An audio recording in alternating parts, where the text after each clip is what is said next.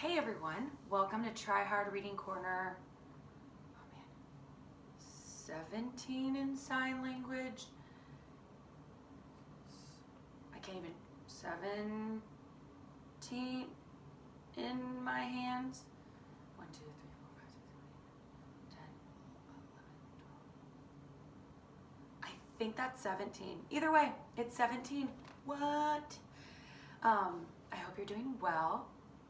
I have been painting a lot. Like, I need to clean off my dining room table or else I'm gonna drive my roommate crazy with all the paint stuff I have out. But, I mean, I went ham over Easter break. I think it was just something to keep me sane. But the funniest part is, like, I painted maybe like 7 or 8 things. It doesn't mean they're good, but it does mean I had a lot of fun with it. But I noticed that all of them were extremely punny, like Mr. Simmons' dad. You know, those punny dad jokes he always does where you're like, Mr. Simmons. I painted a lot of those. And so for the TryHard Reading Corner today, I am adding one that made me laugh, but also it's like very quarantine appropriate. So I painted, I don't know if you see it, I painted a little space scene and it says, give me space. That's the little things that make you think you're funny. But yeah, so that, give me space, that is going to be on our wall. So let me put that up real quick. Okay, so we have a new addition. Perfect. I hope you have had a wonderful break. Yeah, today's TryHard 17. Can't believe we've made it this long. But today I thought I'd tell you a funny story because I can and because I will. So, as I have told you before in the past, I have many grandmas and I'm very blessed to have so many grandmas. And one of my grandmas is straight up a cowgirl. And it's not even like, oh, she just really likes animals. No, she's amazing and she's like an animal whisperer. And she's always loved animals. She loves dogs. She probably has she's had some of my favorite dogs that have ever existed on the planet. And she also has all these other animals too. And so she's had a horse or 2 horses at a time. And I love her so much. Her heart is so tender and she loves her animals so hard. But the story goes that, I'm gonna mess this up. If I mess this up, I'm sorry, but I'm just gonna try to remember it because that's what I'm good for here. So to my recollection, I think she had a horse and then she got the horse a friend and got another horse. But then I think one of the horses passed away and so she was worried that the other horse would be lonely. So she got a donkey, but then she was worried the donkey would be lonely because like the horse is so much bigger than the donkey that she got another donkey. Either way, every time I went over to this grandma's house, it was an adventure. And she loved like teaching me about horses and showing me things. And I mean, I was a city girl. I mean, I have a lot of relatives that live on farms. So, like, I know what things are. I know what a combine is. I know what a tractor is. Do I know how to operate those things or be safe on a farm? No. But whenever I went to my grandma's, it was so exciting because that means I got to hang out with the animals and all this fun stuff. And so there was a while where whenever I would go out, she'd like kind of give me lessons or teach me how to like ride a horse. And it was really fun. And she's always like holding the reins and babysitting me and all those fun things. And yeah, so I was riding the horse and stuff. And then she's like, you know what? Like you can also ride a donkey. And I'm just like, yeah, I can. Like that's super cool. And the donkey's me size, but that's awesome. So I was very, very, very excited to start riding the donkeys and stuff. And I'm like, I have mastered a horse, which is far bigger of a beast, that I can ride a donkey. It's gonna be fine. Now, in case you haven't been on a farm with donkeys recently, donkeys are sweet. They are sweet, but they are also notoriously stubborn.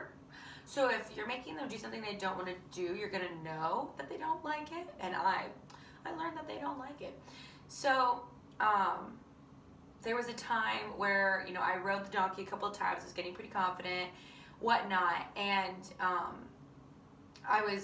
and the donkey's name is Geppetto, which is literally the name of the guy the dad of Pinocchio. So this is Geppetto. Oh, Geppetto. He and I had a duel, not a duel, but we had it out. So I'm riding the donkey. I'm too confident, obviously. I'm getting kind of cocky, and I'm riding a donkey. And I know what I'm doing, and I'm such an animal whisperer, even though like my grandma does everything for me. And so I'm plopping along. I'm riding this donkey, and she's warned me many a time. You need to be careful on these donkeys because they're very temperamental, and you need to be smarter than the donkey. Little Miss Johnson. So I was riding this donkey, and I don't know what I did, but I know me. I know I did something. But there came a point where Geppetto had enough of me, and he was like, nope, this ends today. And he bucked me off. That donkey bucked me off. I just remember I was like riding along, feeling like this animal whisperer, this donkey princess, and all of a sudden I'm laying on my back on the ground. I have a lot of memories where all of a sudden I'm laying on my back on the ground. But I'm just laying there, and I'm like, ow, what just happened? And my grandma came and helped pick me up. And also, like, think about it. Like, a donkey, it's basically like, have you ever, like, tried to ride your really large dog and they hate you for it, and then you, like, fall over? It was basically a glorified version of that, maybe like a dog with a step stool. But, like, I was fine. I've survived a greater fall. But obviously it was traumatic for me because I was a little diva. So I was like, oh my goodness, I fell on the donkey. When actually it's like very embarrassing for myself. But I swear I looked up and that donkey's just like, that's what you get. And ever since then, Geppetto and I have an understanding where I stand at a safe distance and he glares at me. He's just like, don't try me, girl. You know what happened last time I bucked you off. Oh, Geppetto. I think I like the horses a little bit more. Now, granted, the horses are higher up, so if I fell off a horse, it would probably be a lot more dangerous. But I think the donkey and I are too similar. I think he's like, this is a stubborn person, and I don't like it. And so, yeah, I have been bucked off a donkey.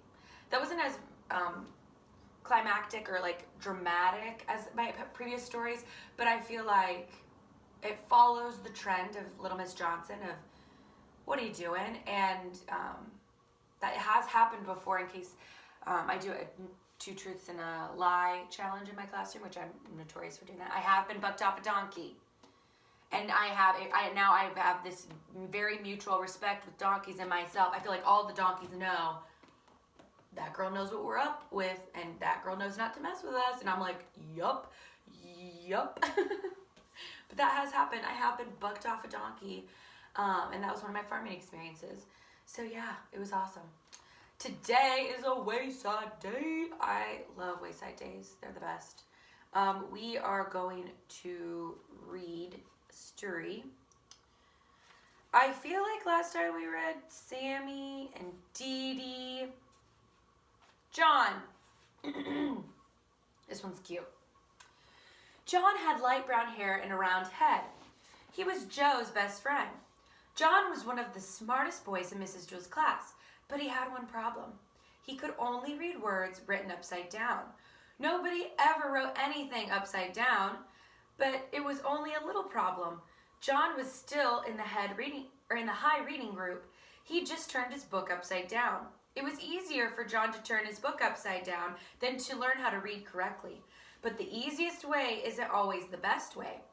Mrs. Jewell said, John, you can't go on reading like this. You can't spend the rest of your life turning your book upside down. Why not? Asked John. Because I said so, said Mrs. Jewell. Besides, what happens when I start writing something on the blackboard? You can't turn the blackboard upside down. No, I guess you're right, said John. I know I'm right, said Mrs. Jewell. You are going to have to learn to stand on your head. John couldn't stand on his head. He had given up trying. You would have to if you had fallen over as many times as he did. Joe was John's best friend. He could stand on John's head. Every time John fell over, Joe stood on his head. After all, what are best friends for? My head is too round, Mrs. Jewell. I can't stand on it, said John. Of course you can, John, said Mrs. Jewell. If Joe can stand on your head, so can you. It's easy, John, said Joe. I can't, repeated John. I always fall over. Nonsense, said Mrs. Jules. All you have to do is find your center of balance. Now, up you go. Joe put his right foot on the floor and put his round head on the floor and swung his legs up. He fell right over. Then Joe stood on John's head. See, John, it's easy. Nothing to it, he said. We'll help you, John, said Mrs. Jules. Joe, get off John's head and get me a pillow from under my desk. Nancy, Calvin, come here and give us a hand. Mrs. Jules took the pillow from Joe and set it on the floor. All right, John, we'll surround you, she said. We won't let you fall. Joe put his head on the pillow and swung his legs up. He started to fall one way, but Nancy pushed him back up. Then he started to fall another way, but Calvin straightened him out. John kept falling a little bit this way and that way until at last he found his center of balance. Hey, look at me, said John. I'm up. I'm really up. I'm standing on my head. I found my center of balance. It's beautiful. I can read the blackboard. Hey, Calvin, bring me a book. And you don't have to turn it upside down. Ha ha, hey, whoa, whoa. Bam. While Calvin went to get the book, John fell flat on his face. You better stay off my head, Joe, he warned. Are you all right? Asked Mrs. Jules. Yeah, I think so. I feel a little funny. Hey, I can read the blackboard, and I'm not upside down. I can read right side up now. When I fell, I must have flipped my brain or something. That is wonderful, John, said Mrs. Jules. Here, put the pillow back up my desk, and as a reward, you may take a Tootsie Roll Pop. They are in the coffee can on top of my desk. John placed the pillow on top of her desk, and then he looked under her desk, but he couldn't find the Tootsie Roll Pops anywhere. I love the commitment in this book and the fact that when John was reading upside down, you literally had to turn your book. I love this book. It's good. This one's a fun one. It is called Leslie. Leslie had 5 fingers on each hand and 5 toes on each foot. For each hand, she had an arm, and for each foot, she had a leg. She was a very lucky girl. And she had 2 lovely, long brown pigtails that reached all the way down to her waist. When Mrs. Jules asked a question, Leslie would raise one of her hands. When Leslie was adding, she would count up her fingers. When Paul pulled one of her pigtails, she would kick him with one foot while standing on the other. But Leslie had a problem. She didn't know what to do with her toes. She had 10 adorable little toes and nothing to do with them. As far as she could tell, they served no useful purpose. Suck your toes, that's what I do, said Sherry, but Leslie's foot wouldn't reach her mouth. Well, that's all that toes are good for, said Sherry. She put her foot in her mouth and went back to sleep. No, thought Leslie, they must be good for something. They just have to be. During recess, she asked Dana, Dana, what do you do with your toes?